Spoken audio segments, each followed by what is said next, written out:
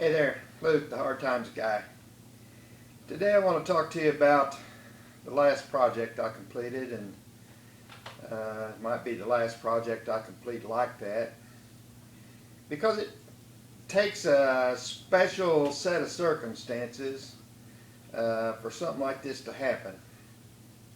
You all know I like to recreate things from old things, broken pieces or a part of something, and I enjoy doing that. And when I'm happy with what I got done with it, I sometimes refer to it as a Hard Times original, and then it's for sale. But and occasionally I do this other thing, which is I have a client who needs something or they want something, and they can convey to me what I want, and we can agree that it can happen, and we can agree that when it happens they're willing to pay a price that I'm willing to accept. Now, for all those things to come together, that doesn't always work, because one of the things it usually requires is when are you going to be done, and I don't like to work on a deadline. And then the other thing is that we can agree that we're going to like it and pay for it before we ever see it. So, and I'm just a ornery old guy. You know, I'm 73 years old. I've been doing what I do for a long time, and I want to do it the way I want to do it. And everybody can't come to grips with that. And that's not their fault. I mean, if I was on their side of the issue, I'd be not liking me very much either, because I'm just blunt and straightforward about some things. But this started, these people were looking for a piece of furniture that they could convert into a vanity, and they wanted it to be primitive.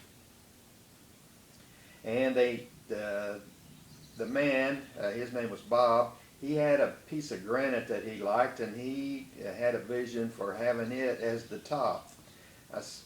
And they'd been looking around and hadn't found yet what they wanted, and they run across the squirrel. The squirrel, I have to tell you about her. I'm going to say she's a friend of mine. We began as business associates, and I think over time we've become friends. That's why I can call her Squirrel, not get slapped. And she just twits around like a squirrel. She's always busy. She's wiry like a squirrel. She's busy in a good way. She gets things done, but she just can't stand to sit still for very long. And one day I talked about how squirrely she was, and she said, "What'd you say? What'd you call me? Did you call me a squirrel?" I said, "Well, yeah, I guess I did." And she was okay with it, so since then I've called her Squirrel. She was working at the place where I have my some of my antiques for sale, and these people were in there looking around for things. And she said, I know a man who might be able to help you with what you're trying to do. Go back there in booth 89, look at his stuff and some of the things that he's done. If you think that he might be able to do something for you, come back and I'll tell you how to get a hold of him. So she did that, and they called me and they said the squirrel told us that we could call you, and we made a time that they could come out to the barn and look around, and they came out to here. This is what I call the sojourner room. It's finished, it's air conditioned, but I do a lot of work in here. My wife doesn't really want me messing the place up, but I used to do this work in our dining room before I built this room, so she likes that better than me working in the house. But it's air conditioned in the summertime and it's heated in the wintertime. It's better than that old cold barn over on the other side of the wall there. So, but I've got stuff in here that's good stuff. Usually if it's in here and it's for sale, it's you can tell I like it. Not that I don't ever sell anything out of here. I do sell a lot of stuff. Just had a barn sale last weekend and sold some things that I liked right off the wall. Uh, so it's good stuff. It's for sale in here. Over there, it's good stuff, but some of it's not had. Some of it still needs attention, or I don't like it as well as I did some of this stuff would be over here. And so there's lots of stuff for sale over there you can buy. And I brought them over here first to set them down because I wanted them to see, get the ambience of the things that I liked and see some things that I'd done in here. And the first thing I needed to do for this project to work was sell them on me. Sell them on the idea that the Hard Times guy could turn something into what they wanted it to be. And the reason I did that was I knew that I didn't have a piece of furniture over there on the other side that was going to meet their needs. If I'd have had something over there that I thought I could just sell them this and they could take it home and do what they want to do with it and make it meet their needs, I wouldn't have went to that trouble. And a lot of times I do have something like that over there. But this time, this particular day, I didn't have anything over there that they could set in and turn into a vanity if they didn't have some skills of their own and some vision of their own. So I didn't know them, I just met them, so I felt like they needed the complete tour. So we came in here and it was cool in here and it was a hot day, and we sat down and we talked about what it was they wanted and how could that happen. And these folk, Bob and Marty are their names, a couple about the same age as me. Bob's just a little bit younger than I am, a few months. I'm not going to guess how old Marty is. Let's say she's within 15 years of the same age as me. She's a sweet lady. Has a great smile. You're going to see it at the end of this video. We sat down and we began to talk about what it was they wanted. And so I said, okay, let's go look around on the other side, because we came to this, what we came to was this. They wanted a vanity to sit in their bathroom that looked like it was 120 years old. And I said, I think we can accomplish that. And we went then to the other side and we began looking around at things in the barn. And what we saw over there that caught her eye, and also I had a vision for it when I saw it, was a tall yellow door, probably off of an outbuilding, and it was a framed, boarded door with wainscoting inserts in the top and the bottom. And we looked at that, and it had some interesting paint on it. You're going to see some pictures of it after a while. And we talked about how we could turn that into a vanity. And when we looked around and found nothing else over there, another thing that we saw while we were there was I had a desk. Actually, it's two desks. A big flat-top desk, semi-modern era, probably from the 1970s when this desk was new, maybe a little earlier than that. And it had a big flat-top desk, and it had a smaller, narrower desk that the desk sat out here. You sat in your desk chair at the desk and did your business with your clients. Behind you against the wall was a desk just like this one that wasn't as deep, that you probably had your typewriter on when that desk was new. Today you'd have your computer back there, so that you can have your business out here and do your work back there. And that little desk had some drawers in it about this deep and about, I don't know, 20 inches wide. A pedestal on this side with two drawers on it, and a pedestal on this side with two drawers on it, and they were on those good metal slides with little nylon wheels in them so that the drawers went in and out easily, and they still functioned well. And I thought, she wants something with a door on it and with drawers in it. Possibly I can take those drawers and use them to accomplish what these people want. And that's unusual for me because I don't usually use something as modern as a drawer like that in a project like this. But I pointed that out to them and I said, these could become the drawers. And I'll tell you what, it took some vision for them to see those drawers being what they ended up being, because it just took some vision and some confidence. We came back over here and we began to talk about, I made a sketch or two about how the thing would lay out. We talked about the dimensions that we needed so that I could get it to meet their requirements.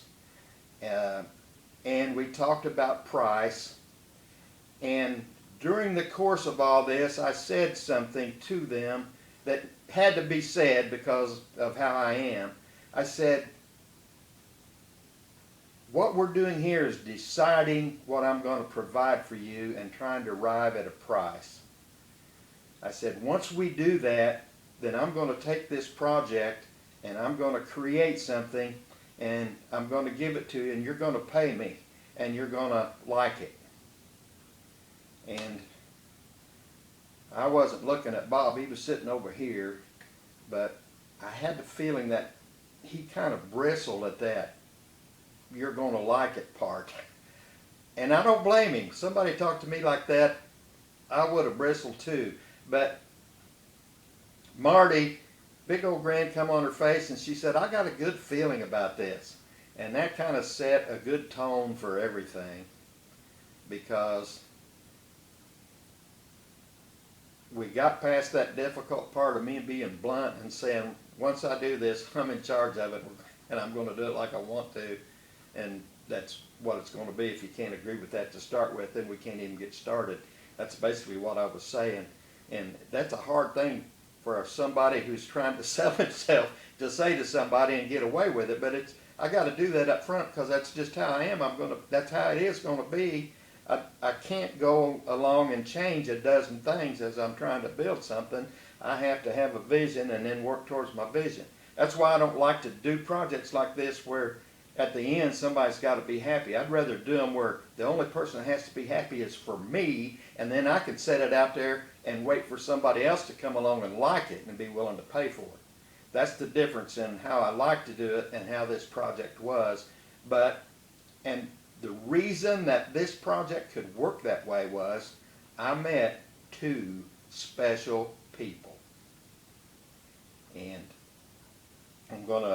I got some video here I'm going to put at the end of this and show you how this project went along, and then maybe say a little more at the end to end the video with. That probably looks like a mess to you, but that's the beginning of a project, actually. All that, I don't know, some people call that beadboard, I call it wainscoting. Sitting there on that shallow pew. That's the beginnings of something.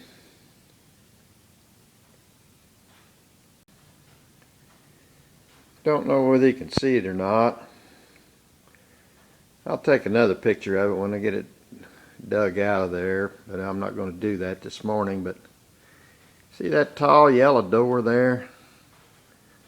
Well, that door's, it's made of wainscoting too. And it, along with that mess that's over there on the shallow pew, are about to become a vanity.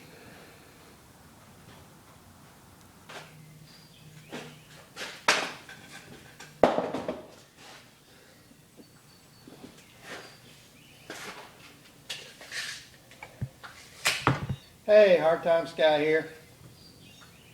I know you guys are used to seeing me all prettied up, ready to make a video, but he caught me working today, and just to show you what kind of progress, I got up early this morning to cut this door into 2 pieces because it's going to be the basis for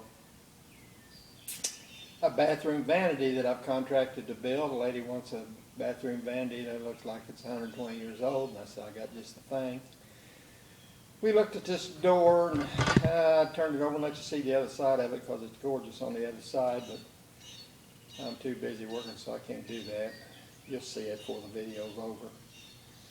But this thing's made out of old, some people call it bead board, I call it wainscoting. Boards here that are about 3.5 inches wide, and these particular ones old enough that they're tongue and groove together. And on the other side they got the little grooves in them. Into a frame to make a big long door. Was probably on an outbuilding somewhere. It's got 4 or 5 different coats of different colored paint on it. The other side, and it's coming off. A lot of it's coming off, and we're going to leave it all on there. That'll stay on there, but I'm going to have to get what's loose off of it. But I sketched up some plans, took it to my client today. I talked to him on the phone. We couldn't quite get on the same page, so Betty and I got in a convertible and we took a ride and went up to their place, Springville, about 20 miles from here. Real nice folks. Had a good time visiting with them. And got squared away on what we're going to do. And this door is the basis for most of the project. On the front of the vanity, I'm going to cut it down, and it will be a swing open door for under the sink in the vanity, and then the boards off the other end of it are going to make the end of the vanity and part of the rest of the front. And then I've got 3 drawers around here somewhere, doesn't matter. They're 11 inches tall, and they're going to stack up on the right side of this door, and I'm going to cover them with this boards with these good old paint on it. And if I don't have enough, then I'll have to recreate that paint for some of the little pieces, but I think I'm going to have enough. That's the problem. You don't want to start cutting things up and then change your mind because you've only got so much material to work with. And a lot of times you could take a sledgehammer and solve this problem, just knock this thing apart and go. But because these are the old tongue and groove kind, when you start trying to knock them apart with a sledgehammer, you tear them up. They break in that thin area where they're tongue and groove together, and then when you go put them back together, they got big ugly gaps in them. So what I'm doing now is taking all these little nails that's holding this thing together, taking them all out so I can take these boards off without tearing them up. You can see the paint history on this thing right there. It's got green, yellow, a pale yellow, and a blue all on this piece. Sure don't look like much work for all day. I'm doing something I hardly ever do with a project like this. In fact, I don't think I've ever done it before. I'm using a fairly modern system of drawers as the basis for part of this project. And the reason I'm doing that is I wanted the drawers to work really good, and I had some that did. They were in a desk that I'd discarded, and there's part of the drawer casing that's going to be part of this project as well, and you can see the slides already in there.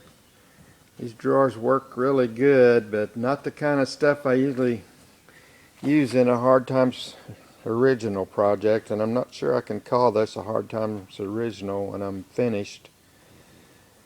Just because of that. I may have to think of some other kind of nomenclature to use on this one. But there you're seeing one of the drawers as it was when I started, and a drawer next to it that's I've been working on and eventually will be a part of this project.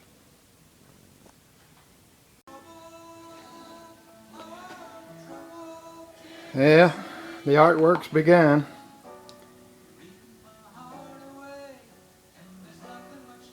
There's one drawer.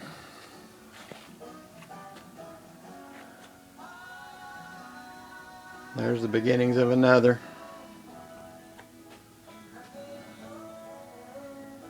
There's the third one. It's what separates the hard times guy from the wannabes. If you're paying attention, you'll get the secret right here. It's that bluegrass music in the background. Well, this thing's starting to shape up a little bit. You can see what it might look like when we get done. Need to decide what I want to do about how to arrange those. Some of them have more wood exposed than others. That door insert's going to look pretty good.